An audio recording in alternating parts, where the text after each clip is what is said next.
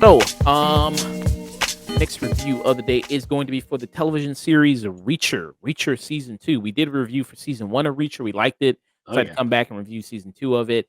Back again is Alan Richardson as Jack Reacher. As he also known in this show, Kaiju, big motherfucker is also a big name. He's known by this. A lot of comment about his size in this. I mean, look Uh, at him. I mean, yeah, he is. I think he's 6'5". I think he is. 6'5", built like a dump truck. Yeah. So yeah, I mean, he's not hard to miss in crowds. That's for sure. So yeah, if you don't know the story, Jack Reacher, former military guy, just travels the world. Just travels on a bus, goes from state to state. Looking for different adventures. Not really necessarily just looking, man. Just sometimes this kind of he sees some trouble going on, and he kind of just intervenes. Like you see at the beginning of this trailer, like he sees a woman in distress. She's at a ATM. He sees the signs like, hey, she's being held up. She's being, robbed. And he says, I'm just going to take care of it. I'm going to walk over to this guy, beat the crap out of him, save Yeah. the day, walk away, and that's it. It's like, hey, that's just a regular Monday for Reacher there. You have that going on. So yeah, the new adventure this season going on is he gets contact from his old MP buddy, come back to New York City because one of the people that he used to be in a unit with died. So it's about figuring out who killed him and Mhm. avenging the former military member there, part of his squad, avenging him. So that's what you have a lot going on, like uncovering a mystery here. If you've seen season 1 of Reacher, it's going to feel very familiar of what happened in the first season. It's pretty simple. Yeah. Good guy, bad guy. Cops and robbers type story here. With the character of Reacher, he's very morally good. He's always going to do the right thing. He's always going to, be the upright citizen there any chance he gets. And it's, good, meat and potatoes TV. Yeah. It's not, it doesn't, it's what I say, it's like one of the, even I said this when we reviewed the first season. Is it like one of the best shows, you could ever watch on TV? No, but if it's a good, just basic meat and potatoes show there of like, somebody like if you just had to recommend a show like, hey, just something cool to watch that maybe appeals to more of a larger amount of people, you'd probably recommend this. You would recommend something like Reacher. It has more of a mass appeal that way instead of something maybe a little bit kind of out there, like something like I Am a Virgo or something like that. Right. It's more kind of like basic. It's like your basic cop adventure type story there. What are your thoughts on season 2 of Reacher there? Yeah, I'm kind of right where you are.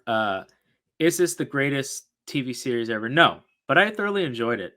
I like the action. I thought everyone's performances were pretty solid. This one actually continues from actually following the book series.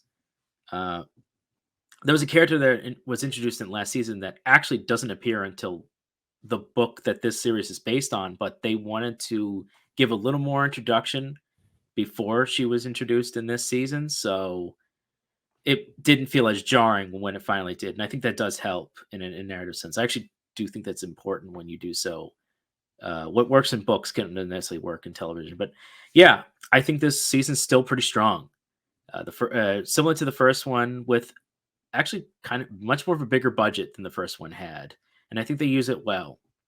The action scenes are solid. Reacher kicks a lot of ass, Mm. and that's kind of what I came here for, and I got what I came here for. And if make a season 3, I think that would be just fine. Yeah. If you want to see, Reacher continue to kick ass, he's going to continue to kick ass. That's what you came here for. That's what you get. He's now with his old unit. 100. Was it 110th? The Uh, 110 company, yeah, yeah, he's with his old unit, his old buddies there, so you could see a little bit more of his past there. Showing that, and they kind of cut between a little bit of flashbacks there, back and forth, which is nice. They do that. So yeah, I mean, it's gonna have that kind of element there. He's gonna kick a lot of ass. He's gonna crack a lot of one-liners there every now and then. He's got that good dry kind of sense of humor going on. Alan Richardson does. And it's almost like he was made to play this character of Jack Reacher. You know what I mean? Being the yeah, guy from the books and then making a show about him. I know they did the movie with Tom Cruise. They did that, which I like the first movie. yeah. The first movie's strong. And the first movie was just called Jack Reacher was the first movie, which it was called. I never saw the second movie. I Um, did. and what was your thoughts on the second movie? I think the second one kind of combines some elements and does its own thing a little bit, and I don't think it's as strong as the first movie. I think the first movie just comes out the gate really well. Tom Cruise, while he maybe not be the book description of Reacher, I think that actually works in his favor because uh, it allows him to be kind of this everyman badass who just comes in and takes names unexpectedly. I think that works really well for someone like Tom Cruise, who just handles the performance very well. And two, in the second movie, they kind of up the action a bit more. It gets a little more outlandish in some of the firefights, even though Tom Cruise is trying with the charm. It didn't quite work as well as that first movie did, but it's still strong. Like if you saw Reacher 2, I don't think it'd be too bad. It just wasn't as strong as the first one. Yeah. So yeah. So I never saw the same, but I did like the first movie. But Alan Richardson, like I said, born to play this character of Jack Reacher there. And like I said, they're gonna make a lot of reference, because in the book he's described as like this giant guy who can't even fit through doorways. And so when you see this guy, it's like definitely huge threat just right away with a Yeah. lot of villains and bad guys when they see him. Even his own people on his team make references to again how big he is, the size, like they call him a kaiju in it. Tree, they make all types of different references there. The camaraderie between all of him and all of his squad members is really fun to see their kind of back and forth. Again, Mhm. it's common, busting balls kind of back and forth that you'll see in, action movie stuff like this, but it works, I Yeah. think. And I think they play it really well. It has that, good guy sincerity to it of like these people are generally good people who want to do the right thing, who want to help out their Mhm. friend. I think that works really well here. So yeah, I mean, I think that's kind of sells you on the show is how much, you know what I mean? It is kind of maybe as basic as it is there. There's not really a lot of morally gray situations kind of No, going on here. and honestly, I'm fine with that. Yeah. And I don't think that's too much of a problem if you know that kind of heading into it. I mean, there's already a lot of so like, morally gray type Yeah. heroes on TV and movies and things like that. Maybe you To just the want to see point. Yeah, go ahead. oh no, go ahead. No, to the point that, just like you're saying, yeah, there's so many moral gray shows that we'd actually a lot of people had started missing this meat and potatoes kinda shows. Mm, So when Reacher first season came out, they're like, "Well, alright then. Finally." It felt like a kind of a hot minute since we had just a straight on good guys, bad guys, things are gonna happen, action happens, and then success. yeah. And, And one kinda similar to, like, the Terminal List in a way. Yeah, and the major bad guy in this season is played by Robert Patrick, who people know as the T-1000 there. He Yeah. shows up here, and he was also the villain in Peacemaker there. I guess he loves playing them villains. He's like He he's good at it. he's Uh, good. yeah, he's makes a good villain. And as a villain here, I don't know, he's kind of forgettable. I mean, it's really Mhm. not that memorable as a villain. He comes up, shouts, does some good villain stuff, but not really that memorable, really. It's just like the villain of the season, really, and not really all that memorable, I don't think, or that interesting. But he does decent enough. What did you think about Robert Patrick in this? I mean, I'm always happy to see him, even if he doesn't have a big role or he doesn't maybe I think that's more of a failure on maybe showing off or giving him a little more detail, but honestly, he works as a villain, if known for the fact that, look, bad guys doing bad things. I don't really need to know too much about him, but I could have been nice to give him a little more to work with, but I mean, hey, he's a guy you got to take down. Team Yeah, out, basically. yeah. What do you think about his squad there? Any particular member that stands out to you as a favorite? I like that everyone got kind of a moment to shine, at least a little bit, and I like the camaraderie. It's honestly nice to see without kind of better details between them for the most part, and standout moments. I just kind of liked most of everybody. I think they're pretty solid for the most part, and I think they work well. I wouldn't mind seeing more of them, honestly. Yeah. Maybe they are gonna come back. You do see some kind of people that were in season 1 that do make an appearance here, in season 2, which is kinda nice.